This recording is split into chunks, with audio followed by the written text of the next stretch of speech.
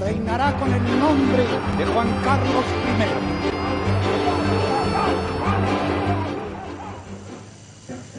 I. 12 de octubre de 1975, Día de la Hispanidad.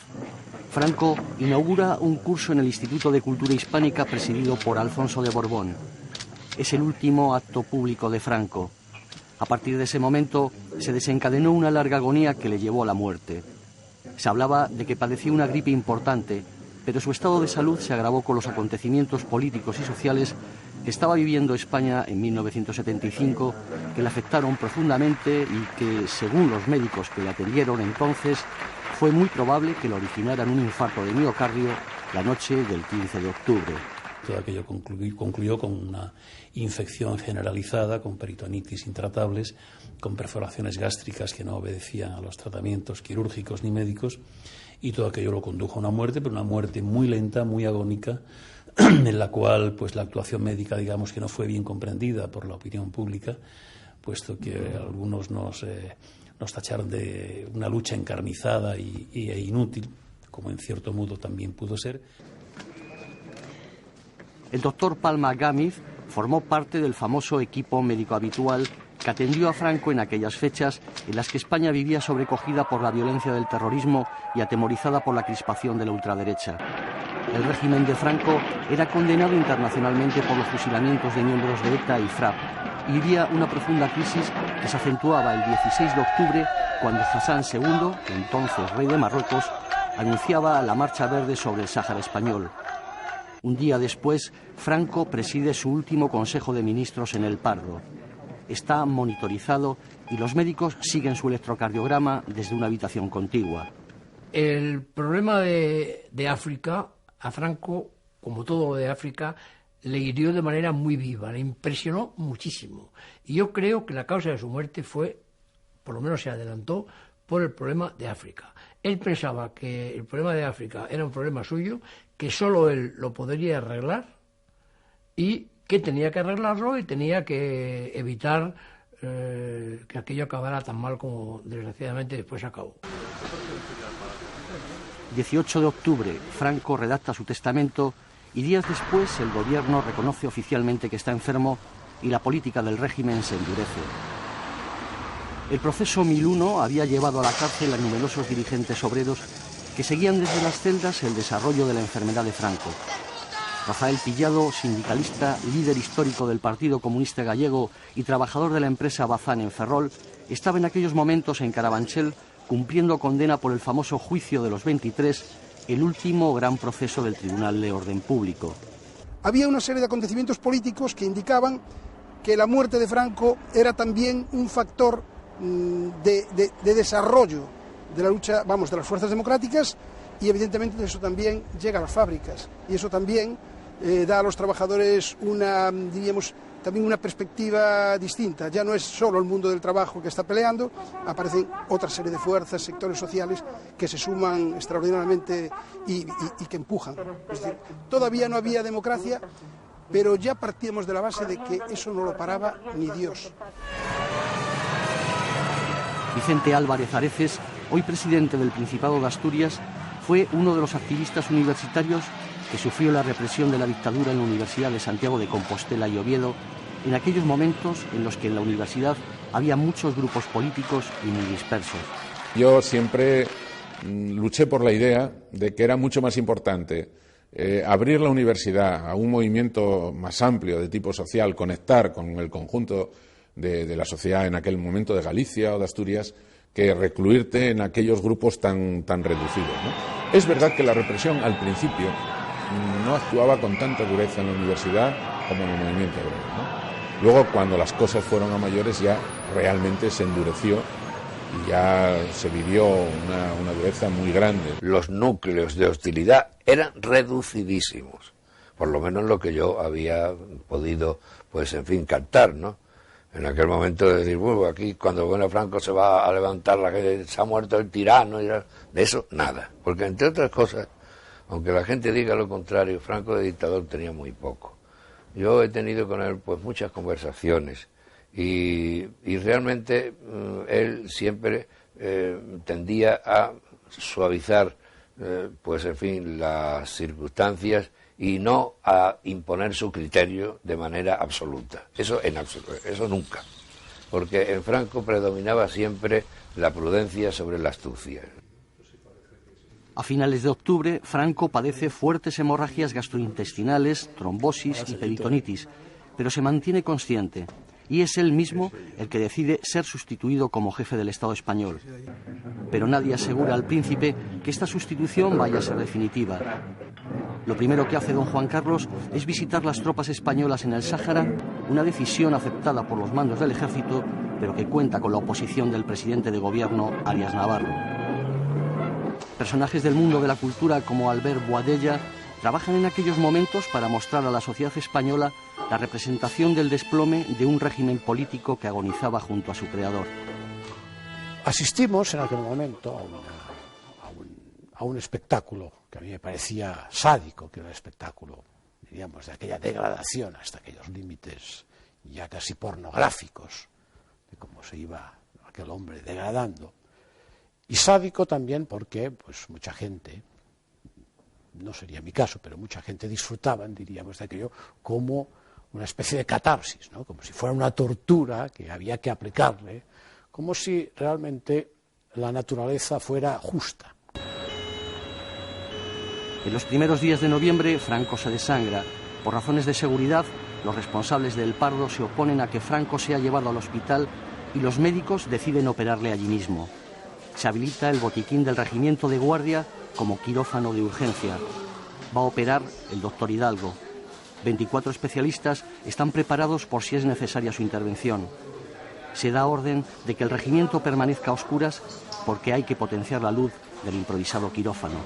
El paciente nunca manifestó ganas de morir, al menos lo que pudo decir cuando lo trasladábamos en aquella primera intervención hacia aquel quirófano improvisado en el Pardo, cuando sangraba abundantemente por la boca, y sangraba no solamente sangre líquida, sino coágulos, sangre que se había coagulado previamente en el estómago, pues había que sacar los coágulos incluso con el dedo, ¿no? Y en un momento determinado él dijo, déjenme ya, y añadió, qué duro es morir, ¿no? El doctor Palma Gámez, en su libro El paciente del Pardo, confiesa que en aquella operación llegaron a extirparle del estómago un coágulo de sangre de 2 kilos que le ocupaba prácticamente todo el estómago, y se sorprende de la respuesta biológica de Franco ante la enfermedad y los tratamientos, con 83 años de edad y un Parkinson muy avanzado.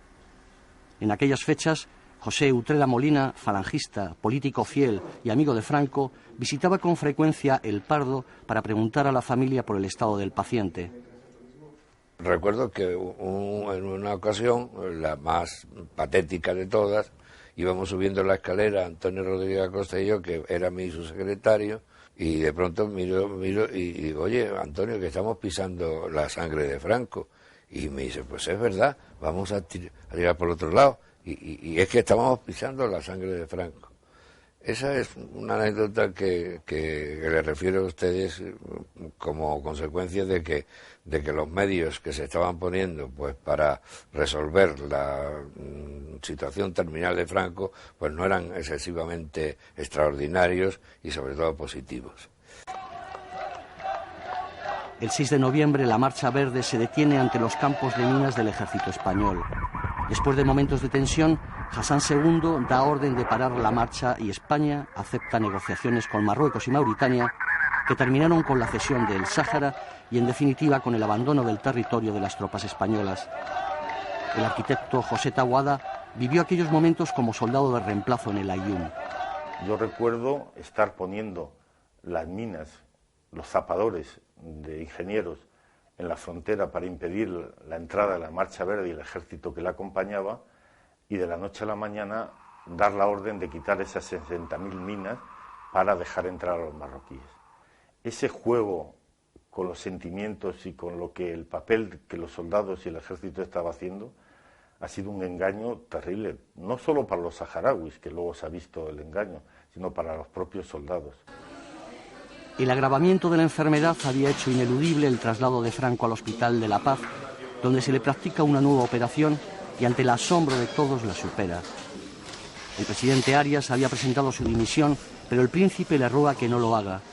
Ante el aparato franquista que le rodea, don Juan Carlos se siente solo. estaban todos preocupadísimos porque veían que el caudillo, desde luego, se iba.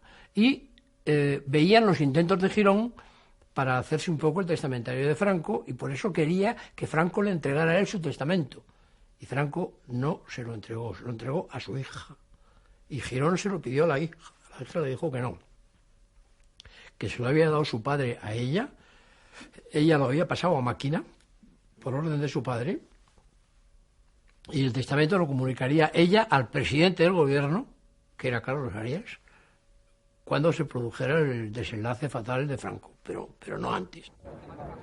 En aquellos momentos había movimientos internos dentro del régimen, sobre todo por parte de la extrema derecha para continuar el franquismo sin Franco. Pero en paralelo también se estaba produciendo el aglutinamiento de las fuerzas de oposición. La Junta Democrática ya se había constituido en París y la Plataforma Democrática funcionaba en las principales ciudades españolas. La fusión de ambas dio lugar a la Platajunta, que integraban los partidos políticos de la oposición. Javier Reverte era corresponsal en París del diario Pueblo y miembro del PC y de la Junta Democrática. Nosotros llamábamos a España para saber qué pasaba, pero realmente no sabíamos mucho, sabíamos lo que todo el mundo sabía en España, muchos rumores, que va a morir, que no va a morir, eso duró semanas o meses casi. Y yo recuerdo en ese tiempo sobre todo la angustia de esos exiliados. No era solamente que ellos quisieran un cambio político como todos queríamos, como nosotros queríamos también, la gente más joven, sino que era una gente que había vivido décadas fuera de su patria y vivían con una intensidad dramática, terriblemente dramática, su propia vida, querían volver. En España se vive una situación de vacío de poder y no solo se organizan los partidos políticos de la oposición, también en los barrios populares de las ciudades españolas el ambiente se politiza. Pero los movimientos feministas y las organizaciones vecinales se sienten aislados y poco apoyadas. Lidia Falcón lideraba el colectivo feminista. Había abandonado el Partido Comunista, según ella, por la incomprensión de sus dirigentes hacia las reivindicaciones más elementales de las mujeres. En aquel momento parecía que había habido una involución en la situación, porque Franco tenía mejorías, entonces no se sabía si realmente saldría y prolongaría aquella agonía varios años más, y no sabíamos tampoco de qué manera actuar, porque la mayor parte de las que participaron en las primeras asambleas eran de partidos políticos. Naturalmente, los partidos políticos eran los que estaban organizados, partidos políticos de izquierda, especialmente el Partido Comunista, y nunca habían tenido en su programa ni en sus objetivos el feminismo. Mariano Gamo, cura obrero, párroco de la iglesia Nuestra Señora de la Montaña en el madrileño barrio de Moratalaz, fue duramente hostigado por grupos de extrema derecha denominados guerrilleros de Cristo Rey. Había salido de la cárcel de Carabanchel y en aquellos momentos militaba en la ORT. Con una tensión añadida a todo esto, pues con la jerarquía propia de la Iglesia, que en este caso pues era Tarancón, que sí, lógicamente tenía su buen cartel que se había ganado con aquello de Tarancón al paredón. Sin embargo, en las relaciones internas eclesiales, pues la cosa no era tan clara, ¿no?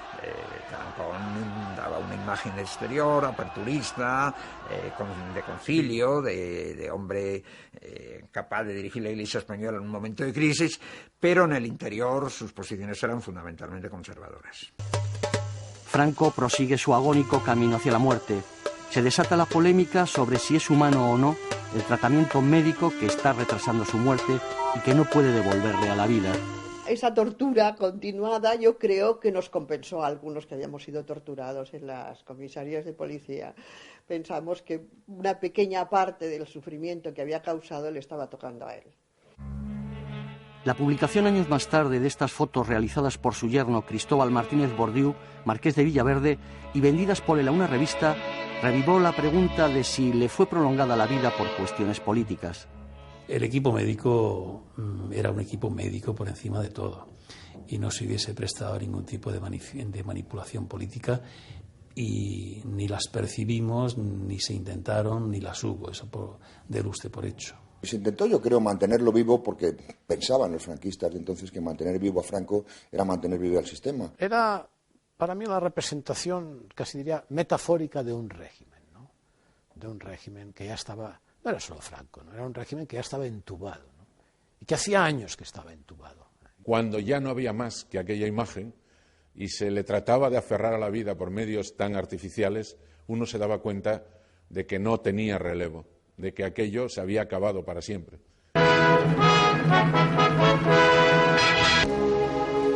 En las primeras horas de la madrugada del 20 de noviembre de 1975, en la Residencia Sanitaria La Paz de la Seguridad Social, en Madrid, dejó de latir el corazón de Francisco Franco Bahamonde, caudillo de España, generalísimo de los ejércitos y jefe del Estado español. Aunque la muerte del caudillo parecía inevitable, la noticia impresionó profundamente a todo el pueblo español, que no se resignaba a hacerse a la idea de que había desaparecido el hombre que durante casi 40 años había regido los destinos de la patria, dando a España el más largo periodo de paz, orden y progreso de su historia. Todo aquello condujo a la muerte, que se produjo realmente el día 20 de noviembre, un poco antes de la hora oficial. Se dio como hora oficial las 5:25, aunque la muerte real se produjo por parada cardiorrespiratoria, por bradicardia extrema, sobre las 3 menos 20 de la madrugada. Estoy convencido que no murió el 20 de noviembre, que había muerto ya el día 19. La tarde del 19 de noviembre de 1975, Ricardo de la Cierva estaba en una reunión en el Hotel Velázquez de Madrid en compañía de Manuel Fraga y Ortiz Bordas, entre otros. Esperaban a José Solís Ruiz, ministro en aquellos momentos que estaba visitando a Franco en el Hospital La Paz. Llega Solís y nos dice: bueno, lo creáis o no, Franco acaba de morir. Eran las 6 de la tarde del día 19. Acaba de morir.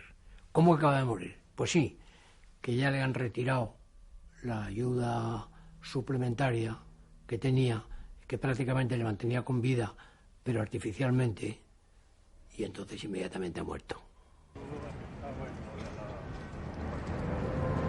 En ese momento, 20 de noviembre, yo compartía celda con Nicolás Sartorius. Veíamos que el desenlace se podía producir en cualquier momento y tuvimos la sensación de que alguien gritó a las 6 de la mañana o a las 6 y pico de la mañana, alguien gritó: murió. Y para nosotros evidentemente era, pues, en fin, el segundo paso de libertad.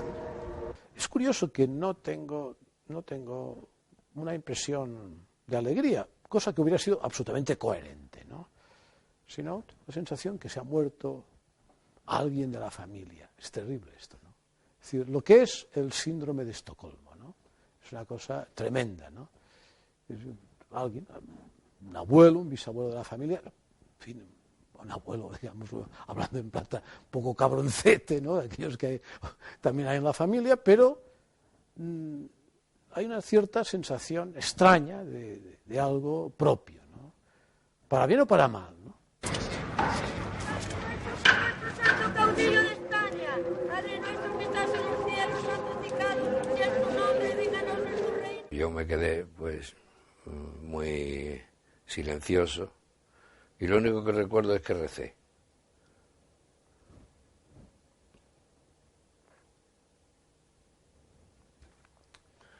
Era lo único que yo podía hacer ya. Recé. Me dice usted, ¿y qué fue aquello? Hombre, para mí, la tristeza de las cosas que terminan. Con la muerte de Franco, pues terminaba también una etapa de mi vida, porque él había sido, pues, el capitán de mi juventud.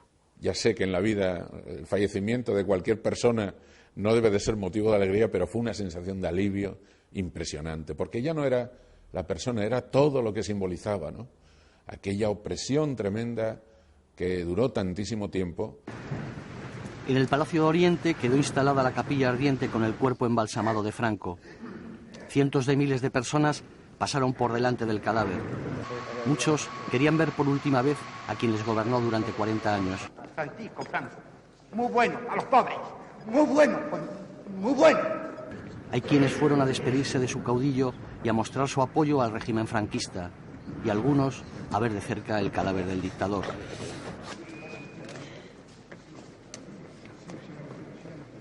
la figura de Franco en sí, ¿no? Me pareció de una mediocridad, de una sordidez espantosa, ¿no? Y me encontré con la paradoja de pensar, pues, que cómo es posible que, en fin, un país, una tierra, pues, de tanto valor, de tanta arrogancia como España, pudiera estar sometida tantos años en una figura como aquella. En fin, si hubiera sido Hitler, no hubiera comprendido, ¿no? Hubiera sido uno de estos grandes tiranos, ¿no? Stalin, ¿no?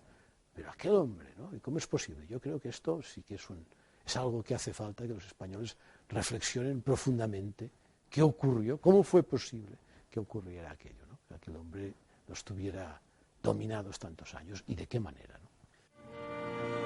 La lápida en el Valle de los Caídos guardará para siempre unos hechos trascendentales ocurridos aquel otoño de 1975 que dejarán huella en la historia de España.